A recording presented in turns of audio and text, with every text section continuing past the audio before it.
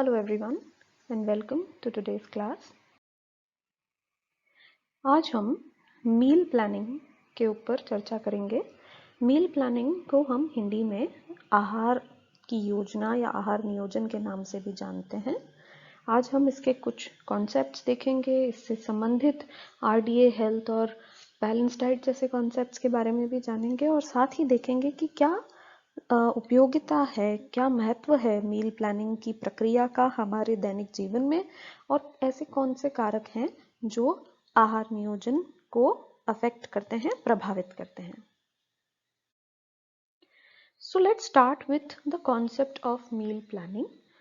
मील planning एक ऐसी प्रक्रिया है जिसके अंदर हम या तो किसी इंडिविजुअल के यानी किसी व्यक्ति अथवा एक जनरल ग्रुप ऑफ पॉपुलेशन, चाहे समान शारीरिक गतिविधि या समान उम्र के दायरे में आने वाले लोगों के आवश्यकता अनुसार उनके आहार का नियोजन करते हैं और ये तय करते हैं कि उन्हें पूरे दिन में या एक तय समयावधि में कितना और कौन सा किस प्रकार का भोजन करना चाहिए। सो मील प्लानिंग बेसिकली एक प्लानिंग यानी नियोजन का प्रोसेस है, प्लानिंग का प्रोसेस है जिसके अंदर हम मील्स के इंटेक यानी आहार के इंटेक की बात करते हैं, चाहे वो व्यक्ति विशेष के लिए हो या फिर समान आवश्यकताओं, समान आयु अवधियों में फॉल करने वाले एक ग्रुप के लिए हो। आप पूरे दिन में क्या खाएंगे, जब आप बैठ के इसकी योजना बनाते हैं कि मैं ब्रेकफास्ट में ये लूंगी, फिर लंच में ये लूंगी, बीच में स्नैक ये होगा, फिर डिनर होगा, फिर रात को सोने से पहले ये खाऊंगी, किस समय खाऊंगी, कितनी मात्रा में आप खाएंगे और वो जो भी आप चीज का सेवन कर रहे हैं उसमें कौन कौन से भोज्य पदार्थ शामिल होंगे। यदि आप इन सारी चीजों का ब्यौरा बनाते हैं तो वो आपके आहार नियोजन की प्रक्रिया में ही आता है, मील प्लानिंग ही करता है या मील प्लानिंग की श्रेणी में ही आता है। जब आप ये तय करें कि आने वाले समय में, आने वाले दिन में आप क्या, कब और कितना खाएंगे, तो वो मील प्लानिंग की श्रेणी में आता है। परंतु मील प्लानिंग अपने आप में कई सारे दूसरे कॉन्सेप्ट्स को समावेश किए रहता है। जब भी हम आहार का नियोजन करना चाहते हैं तो हमें क्लैरिटी होनी चाहिए कुछ रिलेटेड कॉन्सेप्ट्स की भी। सबसे पहले health. You should all know what do we really mean by health. विश्व स्वास्थ्य संगठन के अनुसार यानी according to the world health organization, health is what it is a state of complete physical, mental and social well-being, but at the same time not merely the absence of disease and infirmity. यानी आप एक किस व्यक्ति को healthy कहेंगे? वो जो बीमार ना है या फिर जो शारीरिक, मानसिक और सामाजिक रूप से तंदुरुस्त है। इन दोनों को यदि हम मिला दें तब बनती है स्वास्थ्य की परिभाषा, हेल्थ की डेफिनेशन। यानी for somebody to be called healthy और स्वस्थ कहलाने के लिए आपको सामाजिक, शारीरिक और मानसिक रूप से तंदुरुस्त होने के साथ साथ किसी भी बीमारी और बीमारी को जनित करने वाले रिस्क फैक्टर से विहीन होना आवश्यक है। So that is what we call the concept of health. Then we come to the second concept जिसको हम बोलते हैं RDA। RDA होता है recommended dietary allowances. Recommended dietary allowances, ये आपको इसलिए पता होना चाहिए क्योंकि आहार नियोजन का यदि आप ऑब्जेक्टिव देखें, उद्देश्य देखें, तो उसमें आप पाएंगे कि हम आहार नियोजन कई कारणों से करते हैं और उसका एक कारण होता है कि हम RDA को मीट करें, ये एंश्योर करें। तो RDA होता क्या है? RDA का फुल फॉर्म है रेकमेंडेड डाइटरी अलाउंसेस और ये सरल भाषा में समझें तो ऐसा ब्यौरा है जो कि ये बताता है कि अलग अलग पोषक तत्व आपके energy, protein, fat, vitamins, minerals, इन सारे पोषक तत्वों को कितनी मात्रा में खाया जाए ताकि एक व्यक्ति या फिर जनसंख्या स्वस्थ रह सके। या फिर आरडीए एक ऐसा विवरण है न्यूट्रिएंट्स का जो कि बताता है कितनी मात्रा में हमें न्यूट्रिएंट्स का सेवन करना चाहिए। It is defined as the nutrient present in diet which satisfies the daily requirement of nearly all individuals in a population, यानी समानता रखने वाले एक समान पॉपुलेशन, चाहे आप समान पॉपुलेशन कहेंगे वयस्क पुरुषों को या वयस्क महिलाएं अलग हो जाती हैं, फिर अडोलेसेंस यानी किशोरावस्था की लड़कियां अलग हो जाती हैं, लड़के अलग हो जाते हैं, जन्मजात शिशु अपने आप में एक जनसंख्या का समूह बनाते हैं। तो समान कैरेक्टरिस्टिक्स वाले जनसंख्या की daily requirement of all nutrients कैसे सेटिस्फाई होगी, वो स्तर पोषक तत्वों की आरडीए बताता है। आरडीए जो है वो बेसिकली होता है आपका न्यूट्रिशनल रिक्वायरमेंट यानी पोषक तत्वों की आवश्यक मात्रा, प्लस इसमें जोड़ा जाता है एक फैक्टर जिसे हम कहते हैं सेफ्टी फैक्टर। सेफ्टी फैक्टर क्या है? सेफ्टी फैक्टर एक मार्जिन समझ लीजिए, ताकि अगर खाना बनाते समय उस भोजन में से किसी पोषक तत्वों की लॉस हो जाता है या फिर आप में एब्जॉर्प्शन, आपके शरीर में एब्जॉर्प्शन ढंग से नहीं हो रहा है या किसी भी कारणवश आप बीमार हैं और आपकी आवश्यकताएं बढ़ जाती हैं, तो ऐसी असामान्य स्थितियों से बचने के लिए आरडीए में स्पेसिफिक रिक्वायरमेंट के साथ साथ सेफ्टी फैक्टर भी सम्मिलित किया जाता है। फॉर एग्जाम्पल, मान लीजिए आपको प्रोटीन की आवश्यकता 50 ग्राम पर डे है, यानी एक दिन में आपको 50 ग्राम प्रोटीन खा लेने से आपके शरीर में प्रोटीन की आवश्यकता की पूर्ति हो जाएगी। पर हो सकता है आपका आरडीए प्रोटीन का होगा 60 ग्राम। वो इसलिए क्योंकि 50 ग्राम में 10 ग्राम सेफ्टी फैक्टर भी समाविष्ट है। ये सेफ्टी फैक्टर इसलिए है कि हो सकता है कि आप किसी कारणवश शरीर में प्रोटीन की आवश्यकता में बढ़ोतरी हो जाए, आप बीमार पड़ जाएं, आपको चोट लग जाए, सर्जरी हो जाए या एक्सीडेंट हो जाए जहां पर शरीर में टूट फूट की पूर्ति या वुंड हीलिंग के लिए एक्स्ट्रा प्रोटीन की जरूरत पड़ जाए। इसलिए ऐसे सेफ्टी फैक्टर, एक्स्ट्रा मार्जिन भी आरडीए में एडेड होता है। आरडीए बेसिकली कितना पोषक तत्व हमें डाइट में खाना चाहिए उसकी स्वीकृत मात्रा आपको बताता है। आरडीए समझना इसलिए जरूरी है क्योंकि पोषक तत्वों की पूर्ति करने के लिए ही हम भोजन करते हैं। हमारा शरीर भोजन से पोषक तत्व ही अवशोषित करता है और शरीर की अलग अलग प्रक्रियाओं को चलाता है। जब हम मील प्लानिंग करते हैं तो उसमें आरडीए की पूर्ति होना सबसे ज्यादा जरूरी होता है, अन्यथा आपके द्वारा की गई मील प्लानिंग सक्सेसफुल नहीं मानी जाएगी।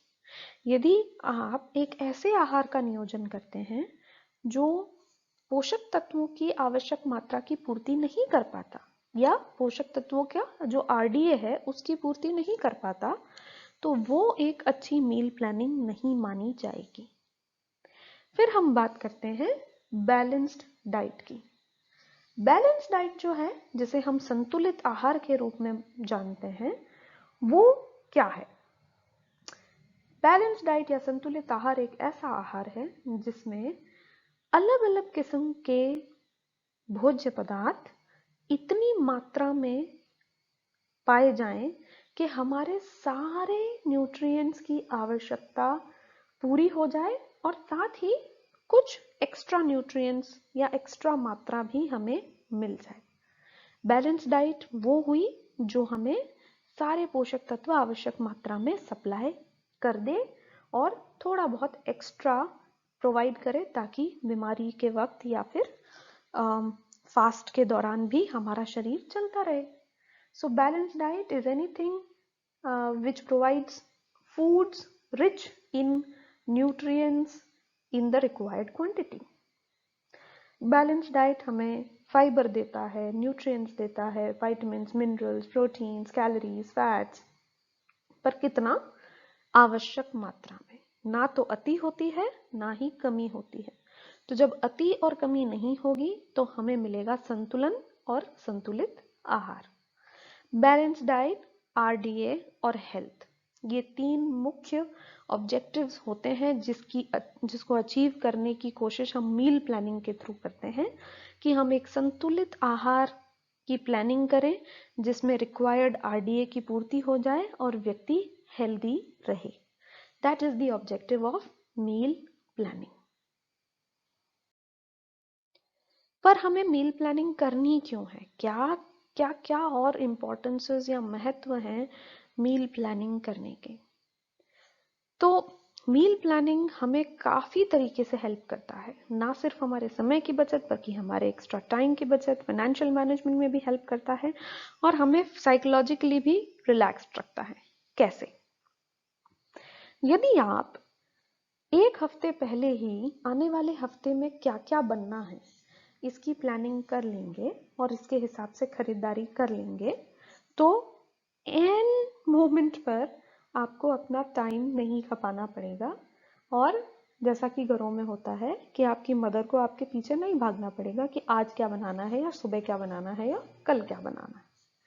पहले से की गई आहार नियोजन के परिणाम स्वरूप आप बहुत हद तक अपना समय बचा पाते हैं। पहले से आपकी प्लानिंग होती है, आप एंड मोमेंट की प्लानिंग करने में ना तो समय कमाते हैं और ना ही उसके लिए शॉपिंग करने में आपका टाइम वेस्ट होता है। दूसरा है पोर्शन कंट्रोल।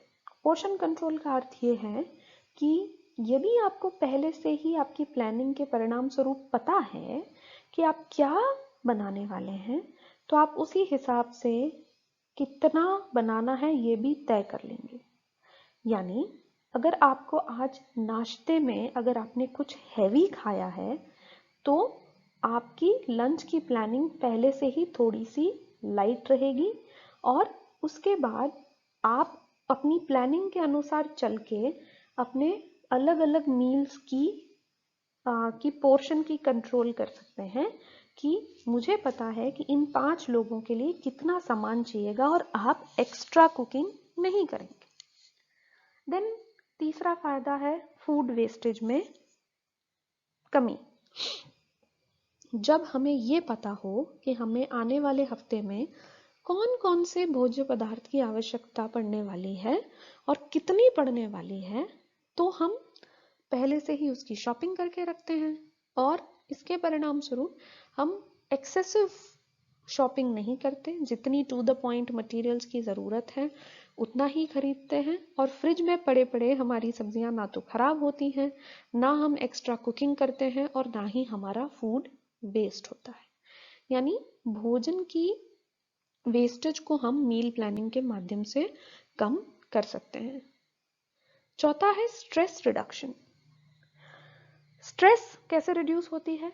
एंड मोमेंट पर आपको यदि ये नहीं पता हो क्या बनाना है तो आप बहुत टाइम तक स्ट्रेसफुल रहेंगे और सोचते रहेंगे मुझे नहीं सूझ रहा क्या बनाना है, क्या बनाऊं, सबसे पूछेंगे।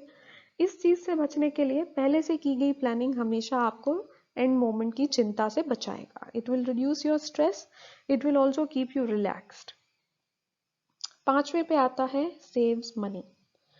जब आपको पता है कि आने वाले हफ्ते में आप क्या बनाने वाले हैं या आने वाले 15 दिन में आपको किन किन आवश्यक सब्जियों की और भोज्य पदार्थों की आवश्यकता पड़ने वाली है, तो आप एक साथ बल्क परचेजिंग कर सकते हैं। एक साथ ज़्यादा मात्रा में मंडी से सामान ला सकते हैं, होलसेलर से सामान ला सकते हैं और इसके चलते आपका पैसा भी बच जाएगा। एक और तरीका होता है मील प्लानिंग के थ्रू पैसा बचाने का, जिसमें आप यदि इस तरीके से मील प्लानिंग करें कि आपने कुछ चटनियाँ बना ली या कुछ साइड के ऐसे प्रेपरेशंस बना लिए जो आपको as a extra item help कर सकते हैं। यानी अगर आप पहले ही बहुत सारा धनिया लाके उसकी चटनी बना के रख देते हैं या फिर पुदीना लाके या मेथी लाके या लहसुन लाके उसके पत्तों की सब्जी चटनी बना के रख लेते हैं, तो इस माध्यम से भी आप पैसे बचा सकते हैं और अपनी मील्स के साथ सप्लीमेंट्री रेसिपीज रख के, और आपको ज़्यादा मात्रा में अलग अलग वैरायटी बनानी नहीं पड़ेगी। छठा फायदा होता है अवॉइड्स अनहेल्दी ऑप्शंस। कई बार आपके साथ होता होगा कि शाम को आपके पास कोई ऑप्शन नहीं है कि क्या बनाएं, फ्रिज में भी कोई सब्जी नहीं पड़ी है, कोई ताज़ा सब्जी नहीं है, कोई ऑप्शन सूझ नहीं रहा है, और आप कोई भी फास्ट फूड या नूडल्स या मैगी बना के खा लेते हैं। ये अनहेल्दी ऑप्शन को अवॉइड करने में भी मील प्लानिंग हेल्प करती है।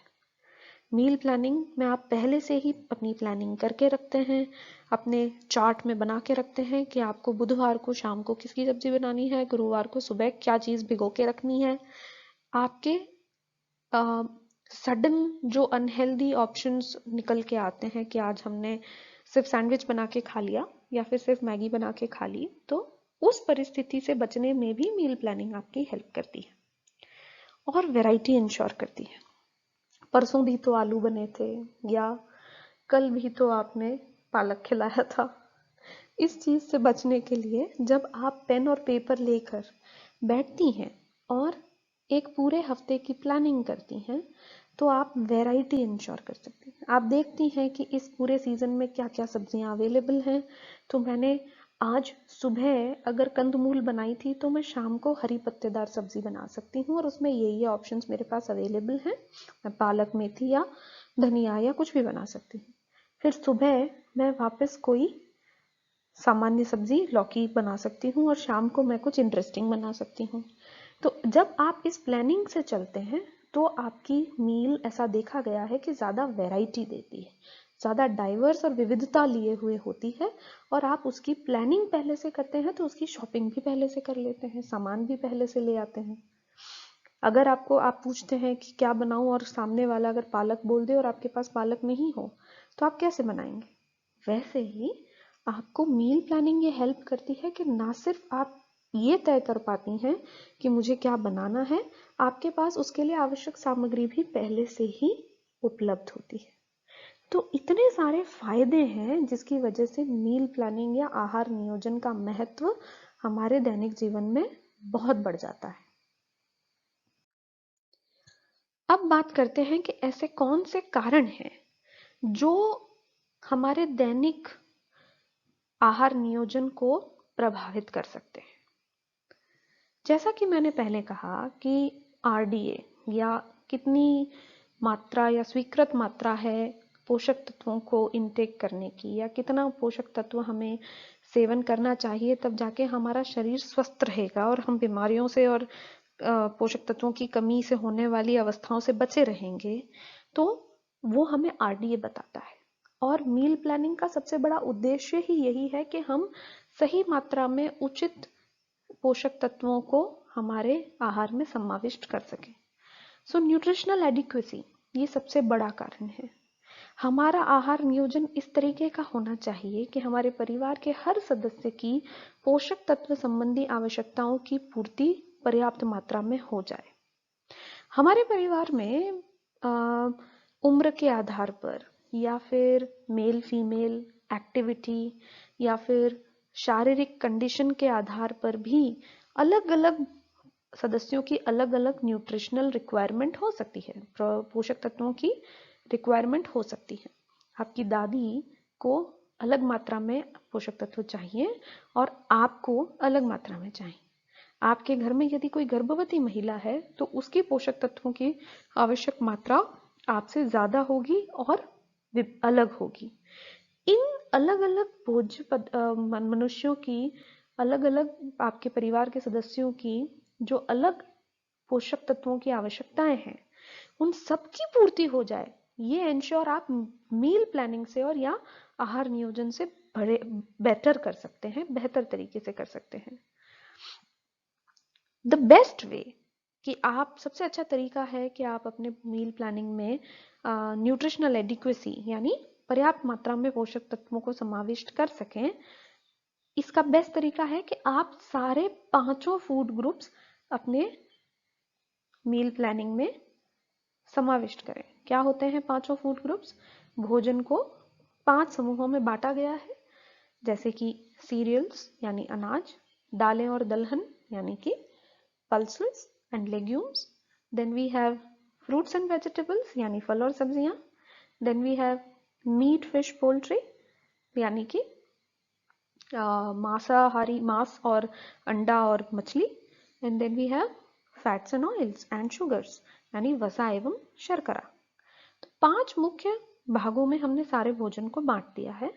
हर भोज्य समूह का अपना अपने फूड्स हैं और उनका अपने न्यूट्रिएंट्स हैं।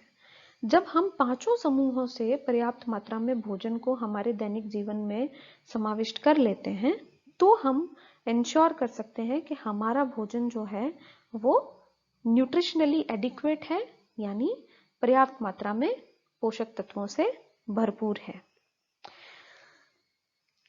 हर परिवार के सदस्य की अलग अलग न्यूट्रिशनल रिक्वायरमेंट का मतलब ये नहीं होता कि हम सारे परिवार के सदस्यों के लिए अलग अलग आहार का नियोजन करेंगे, नहीं, बल्कि आहार नियोजन के माध्यम से ही हम ये इंश्योर कर सकते हैं कि हम बनाएंगे तो सेम चीज, एक ही सब्जी और रोटी और कुछ चावल और अलग अलग नाश्तों के माध्यम से भी हम सबके पोषक तत्वों की आवश्यकता की पूर्ति कर सकते हैं, बशर्ते आप आहार नियोजन तरीके से करें। दूसरा फायदा आता है इकोनॉमी का। इकोनॉमी यानी आपके पास कितने संसाधन अवेलेबल है, खासकर कितना पैसा अवेलेबल है ताकि आप अपनी मील प्लानिंग कर सकें। मील प्लानिंग का ये फायदा है कि आप कम पैसों में भी ज्यादा पौष्टिक भोजन का प्लानिंग कर सकते हैं। हम जानते हैं कि हमारी इनकम का सबसे बड़ा हिस्सा फूड पर यानी भोजन पर ही हम खर्च करते हैं, और कुछ परिवार मॉडरेट इनकम के होते हैं जिनके पास उतना पैसा नहीं होता जितना कि एक हाई इनकम का परिवार फूड पर खर्च कर सकता है। बट फूड बजट चाहे कम हो या ज्यादा, आप मील प्लानिंग इस तरीके से कर सकते हैं कि आपके आवश्यक पोषक तत्वों की पूर्ति भी हो जाए और भरपेट भोजन भी मिल जाए। इसमें मील प्लानिंग करते समय आप ये देखें कि आपके पास कितना फूड बजट है और उसके आधार पर आप कुछ सिंपल रेसिपीज प्लान कर सकते हैं, जैसे कि खिचड़ी, मल्टीग्रेन आटा या अलग अलग अनाज और ग्रेन से बनी रोटी, फिर सीजनल वेजिटेबल या उस समय जो मौसमी सब्जियां हैं उसका इस्तेमाल करके गुड़, अचार, चटनियाँ, छाछ, इनके माध्यम से अलग अलग भोज्य पदार्थों और भोज्य समूहों से उठाए गए भोज्य पदार्थों के माध्यम से आप इकोनॉमिकल तरीके से भी मील प्लानिंग कर सकते हैं। सो मील प्लानिंग करते समय दूसरा बड़ा कारण जो आपको ध्यान रखना है वो है आपका फूड बजट, कि आपके पास कितने पैसे हैं और उस आधार पर आप अपनी मील प्लानिंग करें। तीसरा बड़ा कारण जो अफेक्ट करता है, प्रभावित करता है आपकी मील प्लानिंग को, वो है आपके पास क्या फैसिलिटीज अवेलेबल हैं। फैसिलिटीज का अर्थ है आपके पास कुछ लेबर सेविंग डिवाइसेस हैं, यानी चटनी सिलबट्टे पर कूटनी है या चटनी मिक्सी में बनानी है। अगर मिक्सी अवेलेबल है तो आप एक से ज़्यादा सब चटनी बना सकते हैं, आपका कम समय और कम एनर्जी वेस्ट होगी। इसके अलावा क्या आपके पास कोई सर्वेंट अवेलेबल है, कोई हेल्पर है, तो आप उसकी सहायता का इस्तेमाल करके भी बेहतर और वैरायटी वाली मील प्लान कर सकते हैं। टाइम मैनेजमेंट आपके पास होना चाहिए जिसकी मदद से आप प्री प्रिपरेशन करके रखें। मील प्लानिंग इस तरीके से करें कि आप पहले से ही चॉपिंग कटिंग आने वाली मील की करके रख सकते हैं और उसकी मदद से आप बेटर रेडी हो सकते हैं अपनी मील्स के साथ। सो क्या फैसिलिटीज, चाहे वो सर्वेंट के रूप में हो, लेबर सेविंग डिवाइसेस के रूप में हो, एक चॉपर हो आपके पास, या फिर मिक्सर हो, ग्राइंडर हो, आटा गूंथने की मशीन हो, या फिर ऐसे बहुत सारे छोटे छोटे लेबर सेविंग डिवाइसेस आते हैं, ग्रेटर हो, तो जो कि आपकी मदद कर सकते हैं और उसके आधार पर भी आप अपनी मील को प्लान कर सकते हैं। Then we come to the fourth factor, that is satiety value. Satiety यानी सेटिस्फैक्शन, यानी आप जब भोजन करते हैं और एक समय ऐसा आता है भोजन करते करते जब आपका पेट भर जाता है और आपको संतुष्टि हो जाती है कि मैं अब मेरा पेट भर चुका है, मेरा मन और मेरा पेट दोनों भर चुके हैं। उस मन और पेट को भरने की अवस्था को हम सटाइटी कहते हैं, सेटिस्फैक्शन या संतुष्टि की अनुभूति कहते हैं। हर इंडिविजुअल मील, हर आहार हमें इस संतुष्टि की अनुभूति अवश्य कराना चाहिए, ताकि खाना खाने के बाद भी हम अगले मील तक भूखे फील ना करें। खाना खाते ही अगर आप भूखे हैं तो इसका मतलब आपकी इस मील की सटाइटी वैल्यू पर्याप्त नहीं थी, संतुष्टि पर्याप्त नहीं थी। प्रोटीन रिच फूड या फिर वसा वाला भोजन जो है वो कार्बोहाइड्रेट के बनिस्बत ज्यादा अच्छी सेटिस्फैक्शन देता है। इसलिए जब आप नाश्ते में सिर्फ एक कप चाय या कुछ बिस्किट खा के निकल जाते हैं तो लंच तक आपकी भूख बहुत ज्यादा बढ़ जाती है, आप शायद रुक भी नहीं पाते। इसीलिए कहा जाता है कि ब्रेकफास्ट इतना हैवी लें जिसके अंदर अंडे, अगर मांसाहारी है तो, नहीं तो ब्रेड, नहीं तो पराठा, दूध, फ्रूट्स, ये सारी चीजों को सम्मिलित करके एक सेटिस्फैक्शन जिससे मिले वैसा मील का प्लानिंग करिए। यदि आपकी मील आपको संतुष्टि नहीं दे रही है और अगले मील तक आपकी भूख को शांत नहीं रख रही है तो आपकी मील प्लानिंग सटाइटी वैल्यू वाली नहीं है, संतुष्टि देने की वाली अनुभूति वाली नहीं है। पांचवा factor, personal likes and dislikes.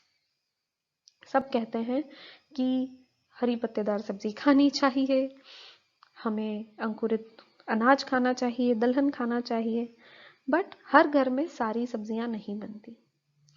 क्यों?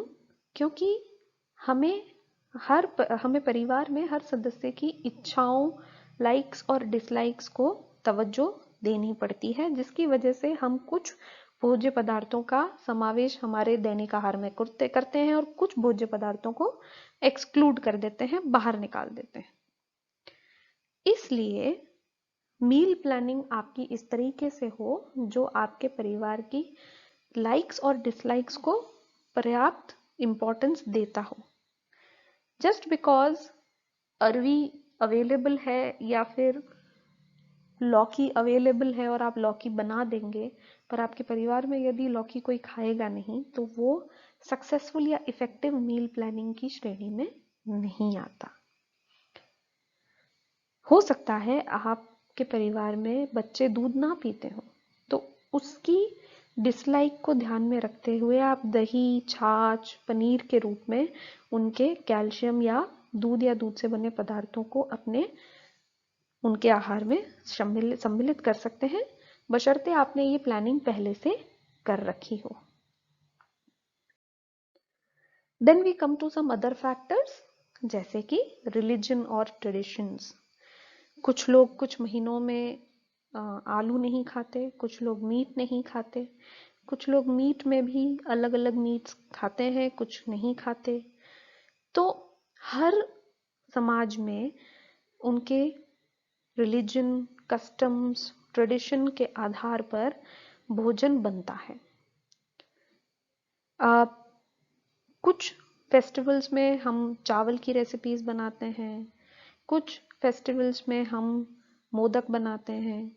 तो आपकी मील प्लानिंग को ये भी कारक ध्यान रखना होगा कि आपका भोजन इस तरीके से प्लान हो जो आपके परिवार के किसी भी रिलीजियस सेंटिमेंट को हर्ट नहीं करे।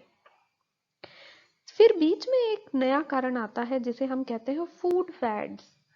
फूड फैड्स यानी अचानक आपको बोला गया कि कीनुआ खाने से बहुत फायदा होता है, या फिर आप अचानक कोई नया भोज्य पदार्थ बाजार में बहुत ज्यादा पब्लिसिटी करा जा रहा है कि ये खाने से मसल बनती है या ये खाने से बाल सुंदर हो जाते हैं।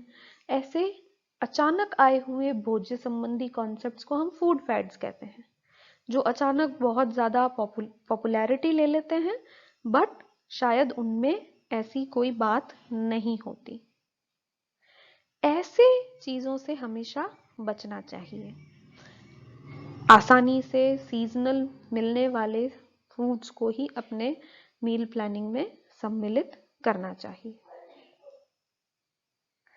Then we come to another factor, that is food availability and climate. पहले के टाइम में भोजन बनाना अपने आप में एक बहुत बड़ा प्रोसेस होता था, जिसके अंदर कौन सा भोजन बनेगा वो इस बात पर निर्भर करता था कि इस समय उस पर्टिकुलर टाइम में उस एरिया में कौन कौन से भोजन अवेलेबल हैं, या फिर उनका परिरक्षण या प्रेजर्वेशन के माध्यम से उनको अचार, उनको सुखाकर, उनके पाउडर बनाकर, अमचूर बनाकर उनको परिरक्षित किया जाता था, प्रिजर्व किया जाता था, और फिर उस माध्यम से उन भोज्य पदार्थों को दैनिक जीवन में सम्मिलित किया जाता था। अब हमें मील प्लानिंग करते समय इन चीजों का ध्यान रखना है कि हम ऐसी चीजों को सम्मिलित करें जो हमारे एरिया के हों, लोकल हों, और दूसरा उस जलवायु में, उस क्लाइमेट में ही बनते हों, मिलते हों। गर्मियों में गोभी नहीं मिलती, सर्दियों में कई और चीजें, आम नहीं मिलते, तरबूज नहीं मिलते। तो जब आप सर्दियों में हम तरबूज का खाना शुरू करेंगे तो वो कोल्ड स्टोरेज के होंगे, पौष्टिक नहीं होंगे इतने, और आपको महंगे पड़ेंगे।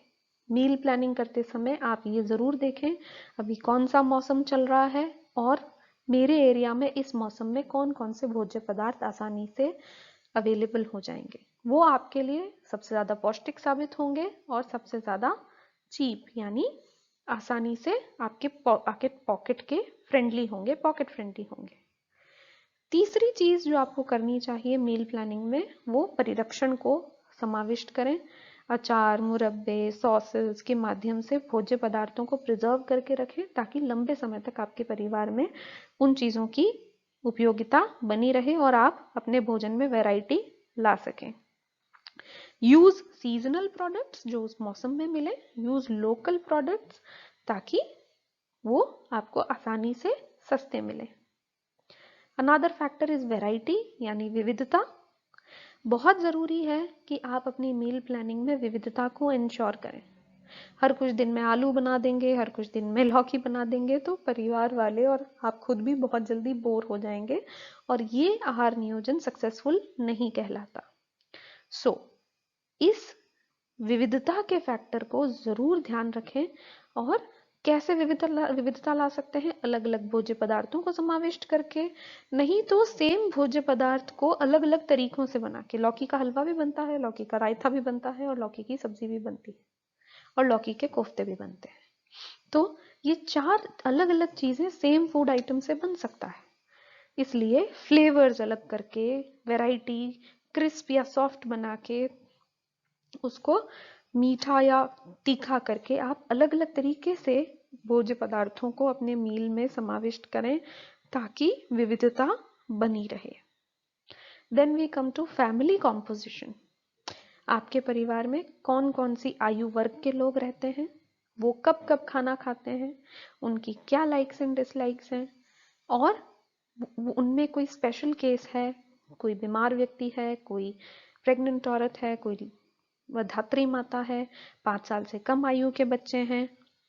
इन सारी चीजों को आपको ध्यान में रखना पड़ेगा इफेक्टिव मील प्लानिंग के लिए। एक बढ़ते बच्चे को आपको बार बार भोजन कराना होगा, एक बूढ़े व्यक्ति को उसके गिरे हुए दांतों के या फिर कम पाचन शक्ति के अनुसार भोजन बना के देना होगा, एक गर्भवती महिला को आपको हाई प्रोटीन डाइट देनी होगी, एक अडोलेसेंट लड़की को आपको हाई आयरन रिच डाइट देनी होगी। इन सारी चीजों को ध्यान में रख के आपको मील प्लानिंग करनी है, परिवार के हर सदस्य की पोषण संबंधी आवश्यकताओं की पूर्ति हो जाए। ओकेजन, कुछ ओकेजन स्पेशल मील्स डिमांड करते हैं, but at the same time आप पोषक तत्वों की मूल्य को इग्नोर नहीं कर सकते। हर फेस्टिवल पे कुछ स्पेशल बनता है। दिवाली पे कोई मिठाई बनती है, गणेश चौथ पे कोई मोदक बनते हैं, तीज पे घेवर बनते हैं। तो अपनी मील प्लानिंग में इंश्योर करिए कि अगर कोई स्पेशल ओकेजन है तो उसको भी पूरी तवज्जो मिले। So that is all for today's class. Thank you very much.